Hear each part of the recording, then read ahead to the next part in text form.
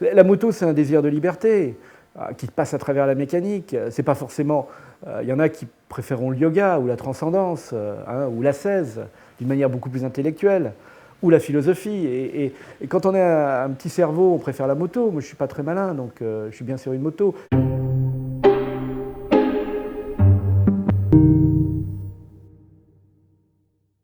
Ce qui est intéressant dans la moto, c'est que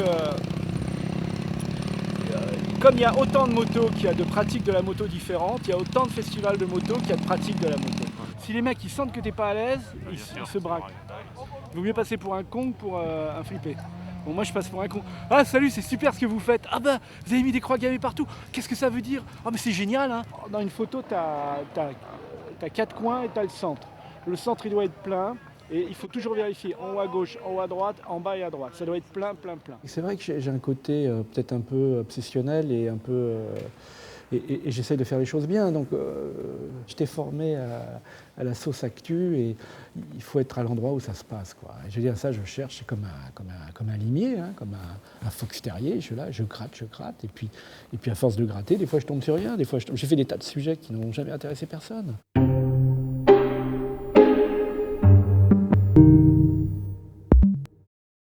D'abord, c'était quelqu'un qui avait un œil. Je me souviens bien, j'étais à Vincennes en fac de cinéma pour faire du cinéma et j'ai pas pu avoir la caméra, donc je me suis retrouvé en section photo. Voilà, c'est tout bête. Il était différent, il avait des choses, il amenait des images différentes que les autres. C'est pour ça qu'il réussissait, c'est pour ça que ces photos passaient dans les journaux. Mais j'ai travaillé de 75 jusqu'en 80 régulièrement pour Match, Figmag, etc. Bon, au début pour Libé, Nouvelle Ops. Et bon, la guerre, j'ai commencé en 80. Le truc, c'est qu'il y avait une compète quand on faisait un reportage de guerre, c'était celui qui allait le plus loin. Et c'était t'es un homme ou t'es pas un homme, alors t'as été en première ligne. Non, t'as pas été en première ligne, t'es une tapette. Moi, je l'ai fait, t'as vu, j'ai la photo du char qui expose à 10 mètres devant moi. Bon. Et donc, il y a une compétition, une espèce d'émulation, un peu style Formule 1. Et bon, c'est débile, hein, parce qu'il y a quand même des gens... Et puis, il n'y a aucune notion du danger, hein, c'est un esprit, je crois, commando. Et on se retrouve dans des histoires incroyables, quoi, c'est sûr. L'invasion israélienne au Liban a commencé, et le magazine Newsweek, à l'époque, voulait un photographe de Sipa là-bas. Le type a le poing levé, ils viennent de le découvrir, hein. Je suis arrivé il y a une bonne heure, et tout est un amoncellement de gravats. On doit être au 11e étage, là, à peu près, et c'est à niveau d'homme. Et à un moment donné, les chiens grattent et ils reniflent, et donc les sauveteurs arrivent. Ils disent, il y a quelqu'un. Hein, c'est comme une avalanche, hein, ou un tremblement de terre. Et donc là, ils grattent, et il y avait ce type qui était là, quoi. Que c'est une vie qui était en train d'être sauvée devant moi, alors que le type était donné pour mort. Hein, il aurait pu mourir comme ça, enterré. La guerre, il y a tout un rituel qui fait qu'il faut que le soldat, il faut l'anesthésier, c'est-à-dire qu'il prenne l'habitude de tomber, que le rouge ne l'effraie pas, que le bruit ne l'effraie pas. Ça fait partie, disons, du rituel de la guerre. Donc, quand on couvre ce genre de conflit, donc on s'approche au bruit. Quand vous entendez le bruit, vous êtes sain et sauf. Si vous n'entendez rien, vous êtes mort, pour toujours. Une fois, j'ai été condamné à mort. Et j'étais incapable de bouger. La peur est tellement forte. J'ai ressenti la même chose que ce que je pense qu'un animal doit sentir quand on l'emmène à l'abattoir. C'est-à-dire les membres qui se raidissent, la peur,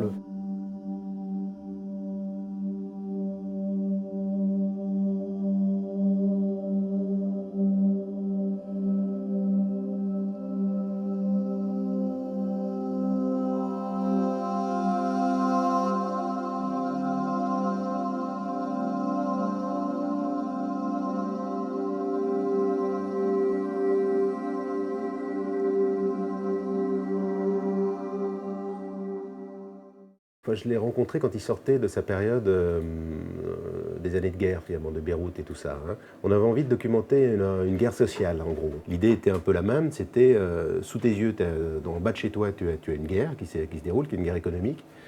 Des gens qui se débattent avec ça, qui ne sont pas des victimes, qui ne sont pas des réfugiés ou des gens qui subissent, mais des gens qui à un moment décident de prendre les choses à bras-le-corps. Qu'en gros, les pauvres, c'est bien quand ils ont l'air pauvres et qu'ils ont l'air malheureux d'être pauvres et qu'on est sûr qu'ils ne sortiront pas de leur pauvreté. Le premier sujet qu'on a fait, par exemple, sur les bandes, qui s'appelait Gang, déjà, dans Globe en 88, je crois, on avait à l'époque le chef des Black Dragons, on avait 4-5 personnages qui étaient des personnages qu'aujourd'hui on ne pourrait plus avoir.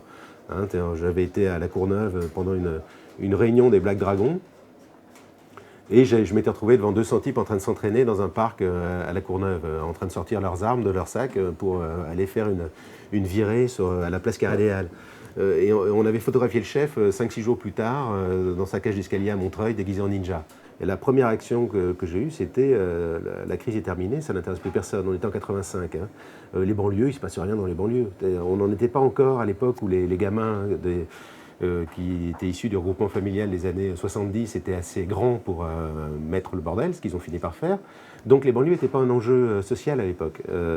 Mais par contre, moi, on voyait très bien quand on était sur la gauche qui essayait de nous faire raconter des histoires très angéliques sur les associations de banlieues qui permettaient aux gens de s'en sortir. On était dans un truc complètement bidon, c'est qu'en gros on était dans de la propagande et ça voulait plus rien dire de travailler là-dessus. Je pense que Gang s'est terminé comme ça, plus que sur l'histoire de la violence, puisque finalement Guy Georges, on s'est rendu compte au moment où il s'est fait arrêter, c'est-à-dire 4 ans plus tard, que c'était Guy Georges. Guy Georges était un type qui était complexe, hein. Je me rappelle, c'était un anarchiste militant du DAL, du droit au logement, il était très sympa, il était défoncé toute la journée, tout le monde l'appréciait, très souple, un peu comme un chat. Et moi, il m'écoutait, je lui racontais mes histoires de guerre, comme toi, il adorait ça. Bon, alors, va savoir, le soir, il était défoncé, monté dans la bagnole, on allait en banlieue. Bon, c'était aussi avec d'autres, ça me permettait disons, de passer plus facilement dans les banlieues dures. Hein. Je me rappelle à Montfermeil, tout ça, avec les trafiquants de drogue. Et donc, ils connaissaient tous. Donc, c'était aussi faire valoir, je dirais. Il ne s'est pas présenté en disant « je suis un tueur en série ». Il m'a dit « je cherche du boulot », etc. Il m'avait été présenté par mon ancien assistant, qui était parti en prison pour meurtre. et ça s'est fait comme ça. Si on n'a pas de chance, on ne peut pas réussir. Il faut toujours la chance. Ça, dans sa vie, Guy Georges, c'était une chance de rencontrer le type, de le photographier, parler, interviewer, etc. Et après, tout d'un coup, on apprend qu'il était le grand tueur. Le problème de l'histoire, c'est-à-dire qu'on sait ce qu'on connaît, mais on ne sait pas ce qu'on ne connaît pas. Donc, aujourd'hui, peut-être, moi je suis un tueur en série, tu es en train de me filmer, et dans 5 ans, on va s'arracher ton film en disant « mais t'as eu Yann Morvan, c'est après fou, psychopathe, d'abord ça nous étonne pas, regarde tout ce qu'il a fait, etc. » Et pendant ce temps-là, peut-être je tue des grands-mères, t'en sais rien. Et tout un tas de nous, on fait la même chose. Peut-être qu'en ce moment, il y a quelqu'un qui est en train de naître qui va déclencher la Troisième Guerre mondiale. Et premier réflexe de Yann, un vrai réflexe de journaliste, donc apprenant qu'il a dans ses archives les photos de Guy Georges, appelle Paris Match et fait paraître donc, cette série de photos où on voit Guy Georges devant son mur avec son flingue à la main et des photos de femmes nues sur le mur. Et évidemment, Guy Georges, apprenant l'apparition de ces photos, est rentré dans une colère noire. Et bon, alors je crois qu'il a pris 20 ans de prison incompressible, donc théoriquement il devrait sortir ça va venir vite, hein, avant 2020 il sera dehors. Et donc, si tu veux, je te lis la petite lettre qu'il envoie. Hein. Donc c'est « Vu que cette espèce de pédale de Yann Morvan s'est fait un tas de thunes sur mon dos en racontant que des conneries dans ses reportages. Enfin, c'est pas grave, mais si par hasard tu le revoyais, dis-lui bien qu'il reste à des milliers de kilomètres de moi, car il est le premier sur ma liste. » Ce genre d'événement lui a permis de mettre un couvercle sur le pot, si tu veux, de la violence urbaine, des bandes. Hein. Pour lui, je pense, Gang, par exemple, a été une façon de résumer ce qui était son point de départ, photographier une bande de rockers qui s'est retrouvée dans Paris Match, qui fait son premier reportage, qu'il envoie finalement à Beyrouth et tout ça. Enfin, c'est vraiment l'affiliation. Et puis qui finit avec cette histoire de Guy Georges, où là, on se dit, bon, on ne peut pas aller plus loin dans la déconnade. C'est que là, ça devient incontrôlable.